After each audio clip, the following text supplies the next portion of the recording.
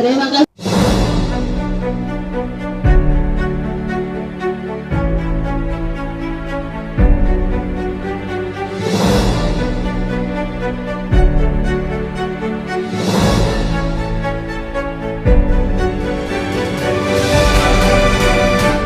Haleluya, haleluya, Assalamualaikum warahmatullahi wabarakatuh. Salam Aki, aku kabarkan Injil keselamatan. Bapak Ibu dikasih Tuhan, ketemu lagi dengan saya Evangelis Avraham Effendi Usman. Bagaimana kabar saudara semuanya? Tentu luar biasa. Yes, wow, kita itu sangat istimewa.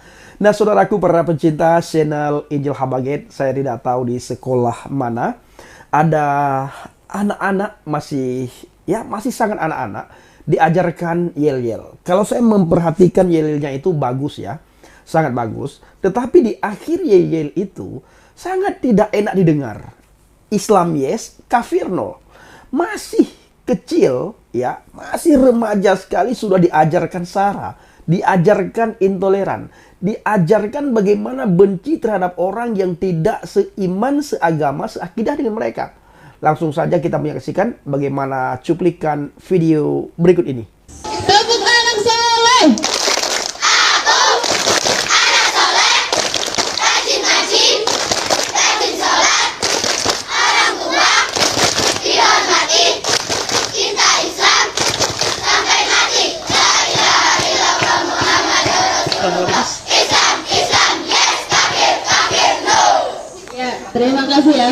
Nah, saudaraku para pencinta channel Injil Habaget, bagaimana pandangan saudara setelah melihat cuplikan video tadi? Masih kecil sekali, masih remaja sekali, mereka sudah dididik yel-yel yang tidak membangun. Yel-yel yang bukan saling menghormati antar sesama, justru saling menyakiti antar sesama. Ketika mereka besar, mau jadi apa? Apakah mau jadi teroris? Apakah mau membenci? Itu dari kecil Bapak Ibu, dari remaja sudah ditanamkan kebencian terhadap orang yang tidak seiman, yang tidak seakidah, yang tidak seagama dengan mereka. Kalau sudah besar, bisa kebayang tidak? Mau jadi apa remaja-remaja yang dididik tadi? Apakah mau jadi teroris? Atau mau jadi perusak gereja kah, pembakar gereja kah, atau perusak rumah-rumah ibadah yang lain yang tidak seiman, seakidah, seagama dengan mereka? Nah, sekarang saya mengajak Bapak Ibu semua untuk melihat bagaimana cara didik anak-anak menurut Alkitab. Dan video ini khususnya kepada mereka di luar iman kekristenan. Biar mereka memahami, sadar betul, dan pikiran mereka terbuka. Ternyata iman kekristenan tidak pernah menghina orang lain. Iman kekristenan tidak pernah mendidik anak-anak untuk intoleran terhadap orang yang tidak sepemahaman dengan mereka. Yang pertama di dalam Amsal 22 ayat 6. Didiklah orang muda menurut jalan yang patut baginya, maka pada masa tuanya pun ia tidak akan menyimpang daripada jalan itu. Itu masih remaja tadi. Tetapi dididik semacam itu seolah-olah sudah ditanam kebencian yang luar biasa terhadap orang yang tidak seagama dengan mereka. Kalau saudara memperhatikan yel-yelnya itu bagus. Diajarkan bagaimana iman supaya mereka berpegang teguh, berpegang kokoh pada agama Islam. Tetapi di akhir yel-yel itu sudah diajarkan intoleran dan kebencian. Ini yang ingin kita soroti. Bukan semua yel-yel itu kita soroti, tetapi di akhir yel-yel itu, Islam, yes, kafir, no. Itu masih remaja soalnya. Nah, ayat yang selanjutnya, Ibrani 5 ayat 14. Tetapi makanan keras adalah untuk orang-orang dewasa, yang karena mempunyai panca indera yang terlatih untuk membedakan yang baik daripada yang jahat. Ketika masih menjadi anak-anak, masih remaja sekali, orang tua wajib untuk memberikan mereka kebutuhan sesuai dengan umurnya. Misalnya, makanan yang tentu berbeda-beda lantaran disesuaikan dengan beberapa jenjang usianya. Hal ini sebenarnya harus dianggap sebagai pengetahuan umum bagi kedua orang tua. Atau bagi guru, bagi pendidik, bagi seorang pengajar. Tidak hanya itu. Pastikan anak-anak selalu mendapatkan kebutuhan rohani yang maksimal, kebutuhan rohani yang baik. Dididik takut akan Tuhan, diajarkan bagaimana adab, diajarkan bagaimana akhlak yang baik, diajarkan bagaimana kasih mengasihi, diajarkan bagaimana yang kecil, yang remaja bisa menghormati yang tua. Diajarkan dan dididik bisa saling menghargai dan saling menghormati antar umat beragama.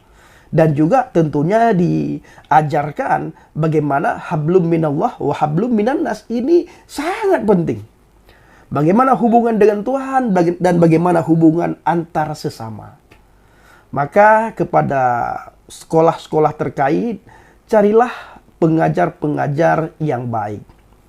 Pengajar-pengajar yang handal. Bukan pengajar-pengajar yang mengajarin intoleran kepada remaja. Jadi saudaraku, jangan pernah biarkan mereka menjalani masa remaja tanpa adanya pegangan agama yang teguh, pegangan iman yang teguh. Hal ini memungkinkan untuk tergoda dengan hal-hal yang berbau keburukan, bahkan bersifat menjerumuskan dan merugikan. Jadi didiklah mereka, yang pertama supaya imannya kuat di dalam Tuhan. Yang kedua, takut akan Tuhan. Yang ketiga, ajari dan didik mereka saling menghargai satu sama lain. Yang keempat, bagaimana mereka dekat dengan Tuhan. Ya, ini paling penting. Ajarin mereka dekat dengan Tuhan. Lalu tanamkan sifat kasih dalam diri anak-anak, saudaraku. Ayat yang selanjutnya, 2 Timotius 3:15. Ini sangat penting. Ingatlah juga bahwa dari kecil engkau sudah mengenal kitab suci yang dapat memberi hikmat kepadamu dan menuntun engkau kepada keselamatan oleh iman kepada Yesus Kristus. Luar biasa Bapak Ibu ya. Nah, ayat berikutnya di dalam Ulangan 6 ayat 6 sampai dengan ayat yang ke-9. Ini paling penting. Ini ayat yang terakhir yang saya bacakan bagi kita semuanya, khususnya bagi mereka yang di luar kekristenan dan bagi mereka pengajar-pengajar palsu yang mendidik anak-anak remaja tadi intoleran, tidak saling mengasihi, tidak saling menghargai satu sama lain, justru mengajarin dan menanamkan kepada anak-anak itu tentang kebencian. Ini ayat khusus bagi mereka ya. Apa yang kuperintahkan kepadamu pada hari ini haruslah engkau perhatikan. Haruslah engkau mengajarkannya berulang-ulang kepada anak-anakmu dan membicarakannya apabila engkau duduk di rumahmu, apabila engkau sedang dalam perjalanan, apabila engkau berbaring, dan apabila engkau bangun. Haruslah juga engkau meningkatkannya sebagai tanda pada tanganmu, dan haruslah itu menjadi lambang di dahimu, dan haruslah engkau menuliskannya pada tiang pintu rumahmu dan pada pintu gerbangmu. Saudaraku para pencinta channel Injil Habaget, artinya kita harus mengajarin anak-anak kita berulang-ulang akan firman Tuhan supaya mereka melekat di alam pikiran mereka, melekat di hati mereka. Bagaimana firman Tuhan itu menuntun mereka dari hari ke hari, mengajarin dan mendidik mereka akan takut akan Tuhan, supaya ketika mereka besar itu menjadi anak-anak yang luar biasa, menjadi anak-anak yang takut akan Tuhan dan menjadi anak-anak yang bisa berguna bagi bangsa dan masyarakat setempat. Nah, kalau seperti tadi saudara bisa lihat, bayangkan tidak? Apa yang akan terjadi kelak ketika anak-anak itu tumbuh menjadi dewasa? Tidak kebayang. Jadi saudaraku para pencinta channel Injil Habaget, kiranya video singkat ini menjadi berkat bagi kita semuanya. Assalamualaikum warahmatullahi wabarakatuh. Salam Aki. Aku kabarkan Injil keselamatan. Bapak Yahweh Bishim Adonai Yesus Hamasiah Ruach Kudus memberkati kita semua. Haleluya. Amin. Salam Murtadin. Saya mengucapkan terima kasih kepada Bapak Ibu semua yang selalu mendukung penjilan Habaget, baik melalui doa, melalui dana, dan melalui motivasi yang saudara berikan untuk Habaget. Kiranya apa yang saudara taburkan semua dikembalikan oleh Tuhan berlipat ganda. Terima kasih. Akhir-akhir ini ramai sekali ceramah seseorang yang melarang kita untuk berteman dengan orang dari agama lain. Dari ceramah itu kita jadi tahu, ternyata kita belum selesai dengan urusan dapur sendiri. Sudah 77 tahun negara Kesatuan Republik Indonesia merdeka, bisa-bisanya masih ada ungkapan yang keluar seperti itu.